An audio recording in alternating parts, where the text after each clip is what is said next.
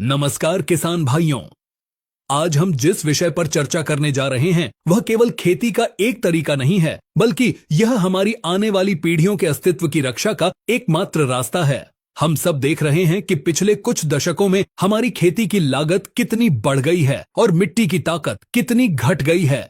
किसान भाइयों, हम अपनी मिट्टी को मां कहते हैं, लेकिन क्या कभी हमने गौर किया है कि हमारी यह मिट्टी अब पहले जैसी जीवित नहीं रही? वह पत्थर जैसी सख्त होती जा रही है, पानी सोखने की क्षमता खो रही है और बिना रासायनिक खाद के एक तिनका भी पैदा करने में असमर्थ महसूस कर रही है। आज पूरी दुनिया एक नए शब्द पर चर्चा कर रही है, कार्बन फार्मिंग। बहुत से लोग इसे केवल विदेशों की तकनीक मानते हैं, लेकिन सच तो यह है कि यह हमारी प्राचीन भारतीय कृषि पद्धति का एक आधुनिक और वैज्ञानिक रूप है। कार्बन फार्मिंग का अर्थ है हवा में मौजूद प्रदूषण वाली गैसों को मिट्टी के भीतर खाद बनाकर जमा कर देना। आज के इस विशेष वीडियो में हम कार्बन फार्मिंग के विज्ञान को इतनी गहराई से समझेंगे कि आपके मन में कोई भी संशय नहीं बचेगा। यह वीडियो लंबा जरूर है, लेकिन यह आपके जीवन और आपकी जमीन की सेहत को बदलने वाला सबसे महत्वपूर्ण निवेश साबित होगा।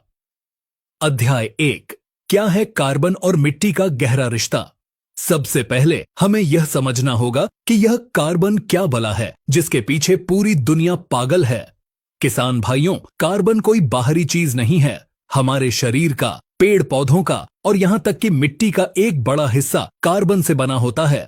मिट्टी में जो ह्यूमस या जीवांश होता है वही असल में कार्बन है। यह मिट्टी का वह हिस्सा है जो उसे काला रंग देता है, उसे भुरभुरा बनाता है और उसमें पानी रोक कर रखता है। पुराने समय में हमारी मिट्टी में जीवांश कार्बन की मात्रा बहुत अधिक होती थी, लेकिन जब से हमने बहुत ज्यादा जुताई शुरू की और मिट्टी को नंगा छोड़ना शुरू किया, यह कार्बन ऑक्सीजन के साथ मिलकर गैस बनकर हवा में उड़ गया। हवा में कार्बन बढ़ने से गर्मी बढ़ी और मिट्टी से कार्बन घटने से वह बेजान हो गई। कार्बन फार्मिंग का पहला लक्ष्य है हवा के इस कार्बन को वापस मिट्टी की तिजोरी में बंद करना। जब मिट्टी में कार्बन वापस आता है तो वह एक चुंबक की तरह काम करने लगती है, जो पोषक तत्वों को अपनी ओर खींचती है और पौधों को पिलाती है। अध्याय 2, मिट्टी के भीतर का अदृश्य संसार। किसान भाइयों, आप जो अपने खेत की मिट्टी देखते हैं वह केवल मिट्टी नहीं है, वह एक बहुत बड़ा कारखाना है। मिट्टी के भीतर अरबों खरबों सूक्ष्म जीव, फफूंद, बैक्टीरिया और केंचुए रहते हैं। ये जीव हमारे खेत के असली मजदूर हैं। ये मिट्टी के सख्त पत्थरों को तोड़कर उनमें से फास्फोरस, पोटाश और जिंक निकालते हैं और पौधों की जड़ों तक पहुंचाते हैं। इन मजदूरों का मुख्य भोजन कार्बन है। जब पौधे सूरज की रोशनी से भोजन बनाते हैं तो वे अपनी जड़ों के रास्ते एक मीठा तरल पदार्थ मिट्टी में छोड़ते हैं। इस तरल को विज्ञान की भाषा में एक्सुडेट्स कहते हैं। यह मीठा रस पीकर मिट्टी के सूक्ष्म जीव फलते फूलते हैं। बदले में ये जीव मिट्टी को इतना उपजाऊ बना देते हैं कि आपको बाहर से खाद डालने की जरूरत ही नहीं पड़ती। कार्बन फार्मिंग इसी देने और लेने के रिश्ते को मजबूत करती है। जब हम रसायनों का ज्यादा उपयोग करते हैं तो हम इन सूक्ष्म जीवों को मार देते हैं, जिससे मिट्टी का पूरा तंत्र बिगड़ जाता है। अध्याय 3, कार्बन फार्मिंग के 5 महासिद्धांत। अब हम बात करेंगे उन 5 तरीकों की जिन्हें अपनाकर आप अपने खेत को कार्बन फार्मिंग मॉडल बना सकते हैं। पहला सिद्धांत है न्यूनतम जुताई। किसान भाइयों, हमारे मन में यह बात बैठ गई है कि जितनी गहरी जुताई उतनी अच्छी फसल, लेकिन विज्ञान इसके उलट कहता है। मिट्टी की ऊपरी सतह में कार्बन का सबसे बड़ा भंडार होता है। जब हम गहरा हल चलाते हैं तो हम उस भंडार को तोड़ देते हैं। कार्बन फार्मिंग कहती है कि मिट्टी को कम से कम छेड़े।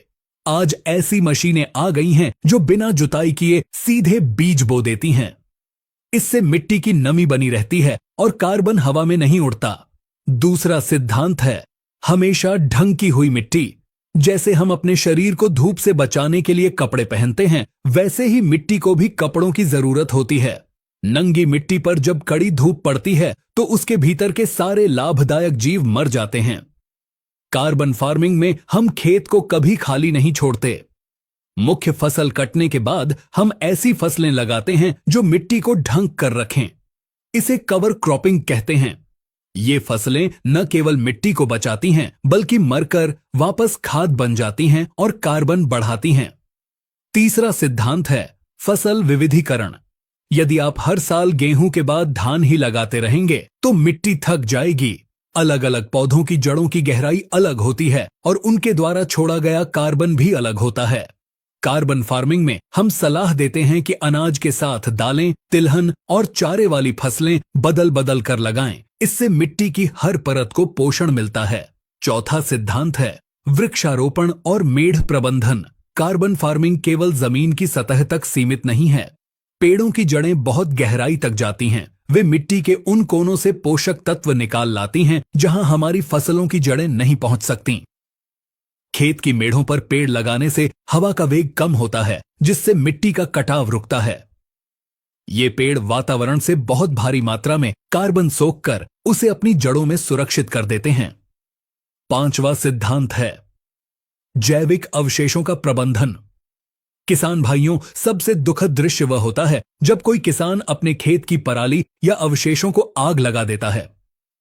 वह आग केवल अवशेषों को नहीं जलाती बल्कि आपकी मिट्टी के सुनहरे भविष्य को जला देती है। इन अवशेषों में भारी मात्रा में कार्बन होता है। इन्हें मिट्टी में ही सड़ने दें या इन्हें मल्चिंग के रूप में उपयोग करें। यही सड़ा हुआ कचरा आगे चलकर ह्यूमस बनेगा, जो आपकी मिट्टी की असली शक्ति है। अध्याय 4 पानी का विज्ञान और कार्बन का जादू। कार्बन फार्मिंग का सबसे बड़ा चमत्कार पानी के प्रबंधन में दिखता है। आज हम देख रहे हैं कि जलस्तर नीचे जा रहा है और हमें गहरी बोरिंग करानी पड़ रही है। लेकिन क्या आप जानते हैं कि मिट्टी में केवल 1% कार्बन बढ़ने से उसकी पानी सोखने की क्षमता प्रति एकड़ हजारों लीटर बढ़ जाती है। जब मिट्टी में कार्बन बढ़ता है तो वह एक स्पंज की तरह हो जाती है। भारी बारिश के समय वह सारा पानी सोख लेती है और उसे जमीन के नीचे भेज देती है। वहीं सूखे के समय यह सोखा हुआ पानी पौधों को धीरे धीरे मिलता रहता है। जिस किसान के खेत की मिट्टी में कार्बन ज्यादा है, उसे कम सिंचाई की जरूरत पड़ती है। यह एक ऐसी सुरक्षा है जो आपको जलवायु परिवर्तन के खतरों से बचाती है। अध्याय 5 बीमारियों से प्राकृतिक सुरक्षा। बहुत से किसान भाई पूछते हैं कि क्या कार्बन फार्मिंग करने से पैदावार कम हो जाएगी। शुरुआत में मिट्टी को नए तंत्र में ढलने में समय लग सकता है, लेकिन लंबे समय में आपकी पैदावार बढ़ती है और खर्च कम होता है। कार्बन वाली मिट्टी में मित्र फफूंद और मित्र कीट बहुत ज्यादा होते हैं। ये मित्र जीव हानिकारक बीमारियों को जड़ से ही खत्म कर देते हैं। आज हम जो दवाइयां छिड़कते हैं वे केवल बीमारी को नहीं मारती, बल्कि पौधे की रोग प्रतिरोधक क्षमता को भी कम कर देती हैं। कार्बन फार्मिंग में पौधे का इम्यून सिस्टम इतना मजबूत होता है कि उसे बाहरी दवाइयों की जरूरत बहुत कम पड़ती है। आपकी फसल चमकदार होती है और उसका स्वाद भी लाजवाब होता है। अध्याय 6 भविष्य का सम्मान और वैश्विक अवसर। अब हम बात करेंगे उस सम्मान की जो कार्बन फार्मिंग करने वाले किसानों को पूरी दुनिया दे रही है। आज पूरी दुनिया के देश ग्लोबल वार्मिंग से डरे हुए हैं। बड़ी बड़ी कंपनियां अपना प्रदूषण कम करना चाहती हैं, लेकिन वे खुद मिट्टी में कार्बन जमा नहीं कर सकती। यह काम केवल आप यानी किसान कर सकते हैं। आने वाले समय में ऐसे किसानों की बहुत मांग होगी जो प्रमाणित तरीके से कार्बन फार्मिंग कर रहे हैं। उन्हें न केवल अपनी उपज के अच्छे दाम मिलेंगे, बल्कि उन्हें पर्यावरण रक्षक के रूप में पहचान मिलेगी।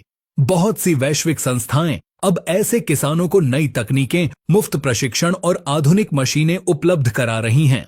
यह एक ऐसी साझेदारी है जहां किसान दुनिया का पेट भी भर रहा है और दुनिया की हवा भी साफ कर रहा है।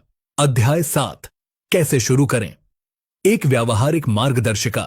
किसान भाइयों, यह सुनकर आपको लग सकता है कि यह सब बहुत कठिन है, लेकिन शुरुआत छोटी हो सकती है। आप अपने पूरे खेत को एक साथ बदलने की जरूरत नहीं है। आप केवल 1 एकड़ से शुरुआत करें। सबसे पहले अपने खेत की मिट्टी का परीक्षण कराएं और उसमें अनऑर्गेनिक कार्बन की मात्रा जानें। जुताई की संख्या धीरे धीरे कम करें। रासायनिक खादों के साथ गोबर की खाद और कंपोस्ट का उपयोग बढ़ाएं। खेत की मेढ़ पर फलदार या छायादार पेड़ लगाएं। फसल कटने के बाद खेत में कुछ न कुछ हरा जरूर उगाएं।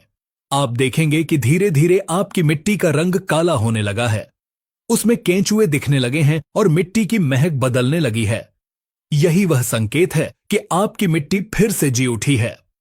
अध्याय 8 उपसंहार, मिट्टी हमारी विरासत। अंत में मैं बस इतना ही कहना चाहूंगा कि जमीन हमारी जागीर नहीं है, यह एक धरोहर है जो हमें हमारे पूर्वजों से मिली है और जिसे हमें अपनी अगली पीढ़ी को सौंपना है। रासायनिक खेती ने हमें थोड़े समय का फायदा जरूर दिया, लेकिन इसने हमारी नींव खोखली कर दी है। कार्बन फार्मिंग वह रास्ता है जो हमें वापस उस स्वाभिमान की ओर ले जाएगा जहां खेती एक घाटे का सौदा नहीं बल्कि सबसे सम्मानजनक और लाभदायक व्यवसाय होगा। जब आपकी मिट्टी स्वस्थ होगी तो आपका परिवार स्वस्थ होगा, आपका पशु स्वस्थ होगा और पूरा देश खुशहाल होगा। आशा है कि कार्बन फार्मिंग पर यह विस्तृत चर्चा आपके जीवन में एक नई रोशनी लेकर आएगी। हम इसी तरह खेती के हर उस पहलू को आपके सामने लाते रहेंगे जो वैज्ञानिक है और लाभकारी है। खेती को केवल पसीने का काम मत समझिए, यह एक बहुत बड़ा विज्ञान है और आप इसके वैज्ञानिक हैं। यदि आपको हमारी मेहनत अच्छी लगी हो, हमारी विस्तृत जानकारी अच्छी लगी हो, तो वीडियो को लाइक जरूर करें और चैनल को सब्सक्राइब करें। अन्य किसानों के साथ शेयर जरूर करें ताकि उन्हें भी कार्बन खेती के बारे में पता चल सके। अपनी मिट्टी को पहचानिए, उसके भीतर के जीवन को बचाइए। जब मिट्टी मुस्कुराएगी तभी किसान मुस्कुराएगा। जुड़े रहिए टेक्निकल एग्रीकल्चर के साथ, खेती को उन्नत और समृद्ध बनाने के इस महाअभियान में। जय जवान, जय किसान, जय विज्ञान, जय भारत।